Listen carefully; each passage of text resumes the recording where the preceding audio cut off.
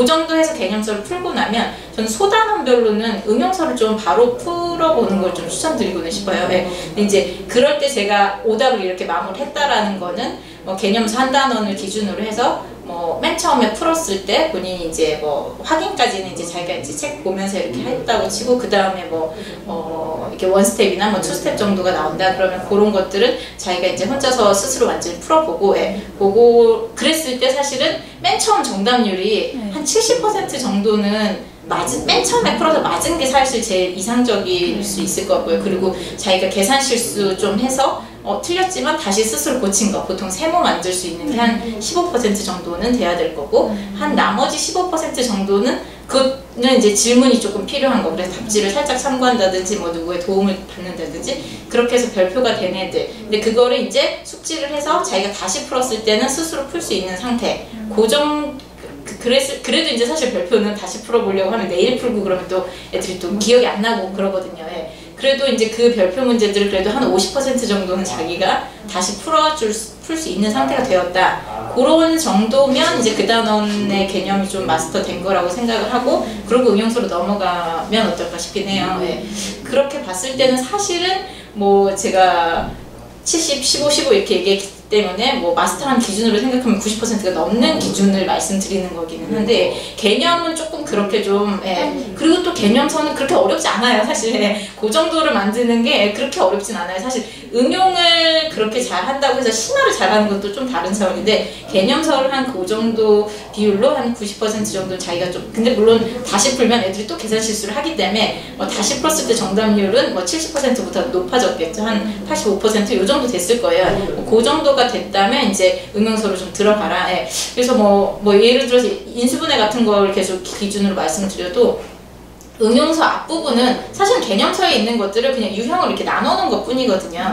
그래서 앞부분은 사실 개념서를 그 정도 한 90% 넘게를 자기가 이제 완전히 질문 없이 풀 수 있는 상태가 되었으면 그 앞부분은 거의 다 맞출 거고, 실수만 안 한다면. 그리고 이제 뒤에 몇 개가 유형이 더 붙는 거거든요. 조금 더 새로운 유형들이. 뭐 그러면 그런 것들을 조금 더 유형별로 좀 연습을 하고, 그렇게 해서 좀 깊이 한번 개념을 봤을 때 그 개념들이 어떻게 활용이 되는지 그것까지 좀 깊숙이 들어가다가 나오면 좀 개념 응용 정도까지는 같이 보면 좋을 것 같고, 소단원별로 그렇게 공부를 하는 걸 조금 추천드리고. 그럼 단원별로 개념서에서 또 유형서까지 한 번에 쭉? 그쵸. 단원별로, 소단원별로는.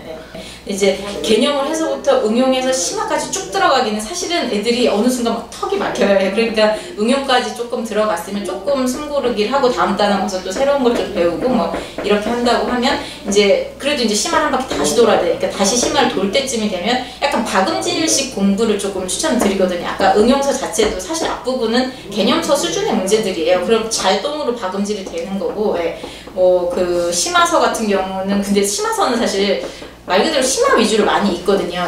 그래서 저는 개인적으로 혼자 자기주도 학습하는 친구라면 그 심화서를 보기 전에 약간 응용서를 한 번 더 보는 걸 좀 추천드릴 것 같기는 해요.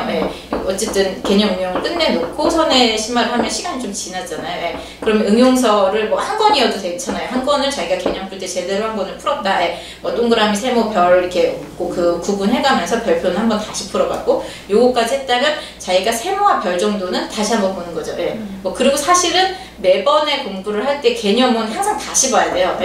이게 한번 뭐 선자시를 끝까지 보고 나서 다시 앞에서부터 또 보면 심화를 볼 때 또 자기가 놓쳤던 개념들이 좀 이렇게 다가오는 것들이 있어요. 맨 처음에는 막 공식 외우고 이런 거에 급급했다면 그 다음엔 뭐 인수분해와 전개의 차이 뭐 이런 것들에 관심이 간다든지, 뭐 이게 좀 소소하게 보이는 것들이 다를 수 있거든요. 뭐 숫자 가지고 인수분해를 하는 것들 뭐 이런 것들, 이런 게 사실 인수분해 곱셈이나 뭐 제곱 계산 같은 걸 인수분해를 이용하면 이렇게 다양해질 수 있구나, 뭐 이런 것도 볼 수 있고, 조금 시야가 달라지거든요. 그래서 어쨌든 심화를 한 번 더 볼 때도 항상 저는 추천하기는 개념을 한 번 다시 읽어보기. 그래서 개념을 메인으로 쓰는 교재는 항상 가지고 있어야 되는 거고요. 그 개념서는 자기가 좀 별표치고 뭐 이렇게 좀 표시해 놓은 그런 책들은 가지고 있고, 뭐 유형서는 몇 번 풀어서 버려도 되는데 개념서는 가지고 있어서 심화 볼 때도 한번 꼭 보고, 어떻게 보면 조금 쉽게 느껴질 수도 있어요. 그렇게 생각하면 70% 정도가 완전히 혼자 풀어서 처음에 정답이라고 생각을 하면, 근데 약간 자기가 아는 것들을 풀어서 답을 내는 그 과정이 공부가 되는 거거든요. 사실 어려운 문제를 이렇게 고민해서 뭔가 이렇게 힌트를 받고 해서 끝까지 간 것들은 사실 많이 남지는 않아요. 예. 자기가 알듯말듯 하면서 요렇게 하면 될 것 같은데 하고 풀었는데 맞은 거. 사실 그런 게 공부가 되게 많이 된다고 생각하거든요. 예. 그리고 이제 심화 같은 경우는 사실은 계속 시간을 두고 노출을 하는 게 중요하긴 하거든요. 예. 그래서 다음 과정 기본 응용을 하면서 또 앞과정 심화를 조금 계속 껴주면 사실은 더 이상적이긴 하겠죠. 예.